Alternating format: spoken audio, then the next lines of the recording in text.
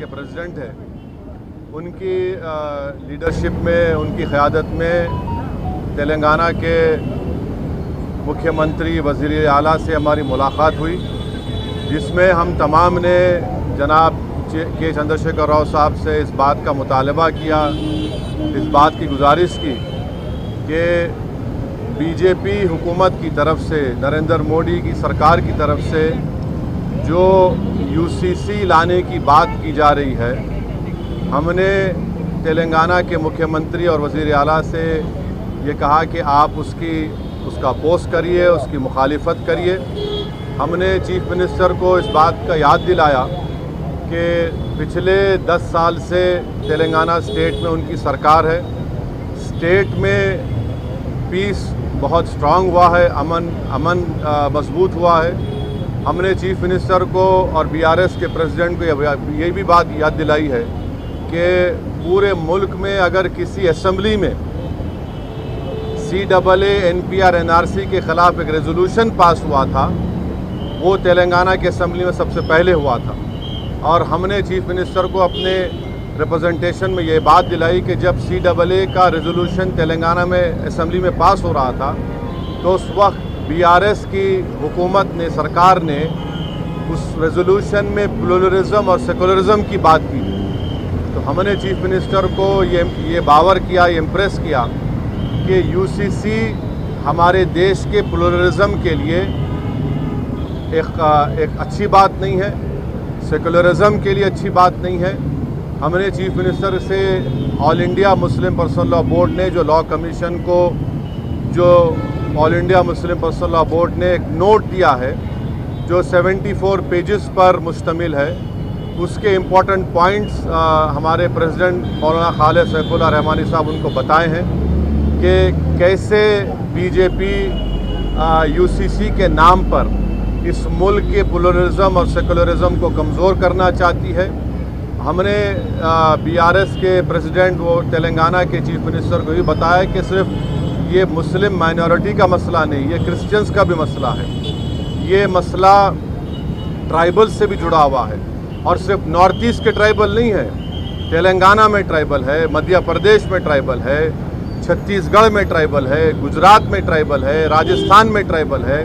उनका एक कल्चर है और उसका तहफ़्फ़ुज़ करना, और ये सिर्फ ट्राइबल नहीं बल्कि हमारे हिंदू भाइयों के लिए भी ये चीज़ अच्छी नहीं होगी, क्योंकि हिंदू अनडिवाइडेड फैमिली के तहत 3000 करोड़ का टैक्स रिबेट हमारे हिंदू भाइयों को मिलता है। 2015 के इनकम टैक्स के फिगर्स हैं, और अगर यूसीसी आएगा तो Hindu succession act, Hindu marriage act, ये तमाम चीज़ें ख़त्म हो जाएंगी।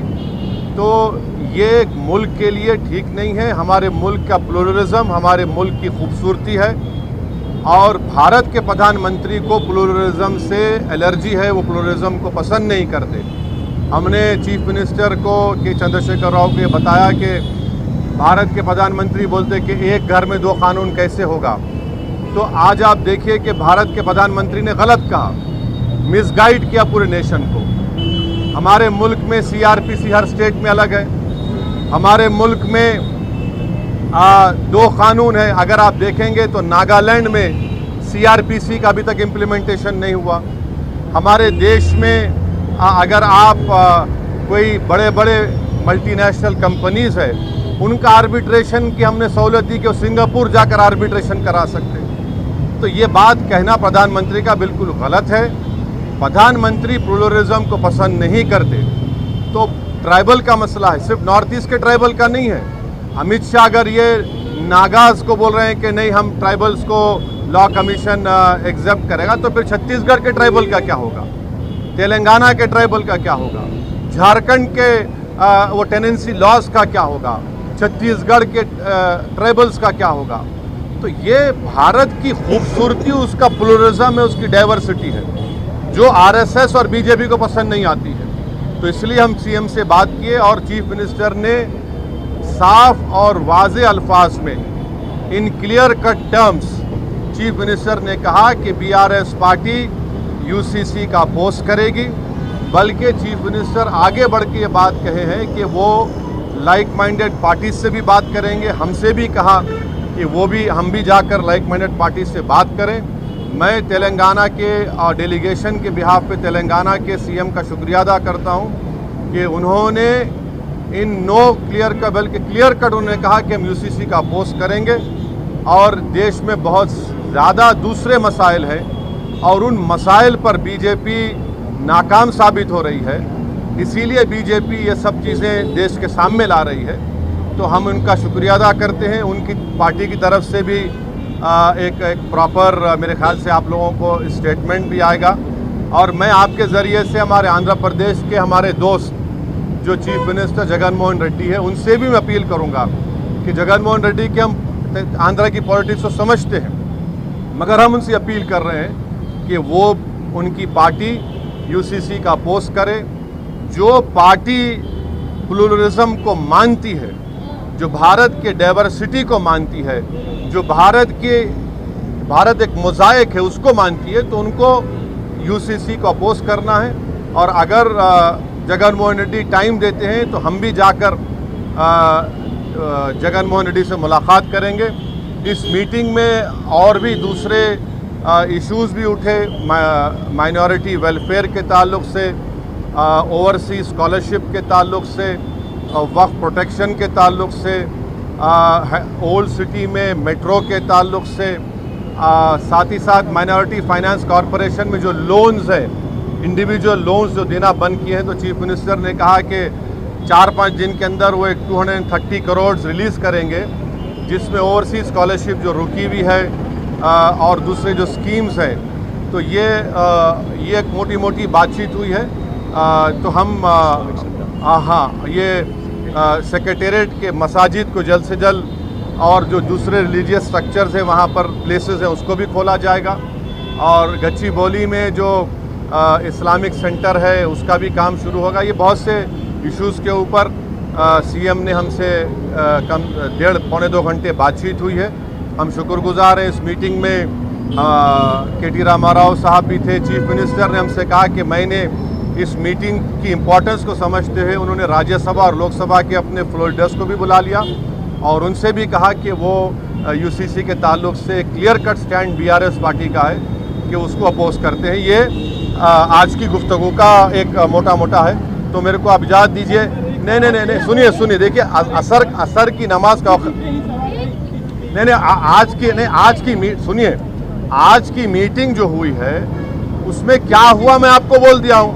और सुनिए 13 तारीख के दिन आप लोग आ जाइए दारुसलाम को। मैं अपनी पार्टी से जो दूंगा आप पकड़ लीजिए। हाँ,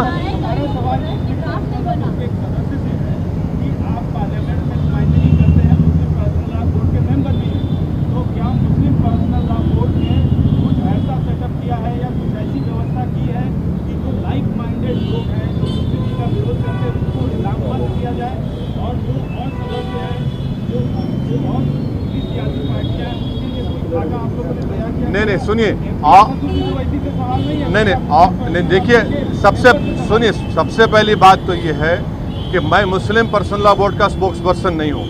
कासिम रसूल इलियास साहब हैं और कमाल फारूकी साहब हैं, मगर मुस्लिम पर्सनल लॉ बोर्ड ने कांग्रेस के प्रेसिडेंट से ही मुलाकात की और ऐसे देश में जितने पार्टीज हैं उनसे मुलाकात करेंगे। मगर बेहतर ये होगा कि आप पर्सनल लॉ बोर्ड के स्पोक्स पर्सन से पूछिए। आज की मीटिंग में मुस्लिम पर्सनल लॉ बोर्ड के प्रेसिडेंट खुद मौलाना खालिद सैफुल्लाह रहमानी साहब की डेलीगेशन लीडरशिप में गया और ये बातचीत हुई। रेजोल्यूशन लाएंगे क्या पार्लियामेंट में अपोज करने के लिए? तो आपको जगन मोहन रेड्डी साहब से, केसीआर साहब से रिक्वेस्ट कर रहे हैं, तो आप रेजोल्यूशन लाएंगे क्या पार्लियामेंट? नहीं, अभी देखिए ये क्या होगा, क्या करना है ये वक्त बताएगा। अभी जो बातचीत हुई है वो मैं आपसे शेयर कर रहा हूँ।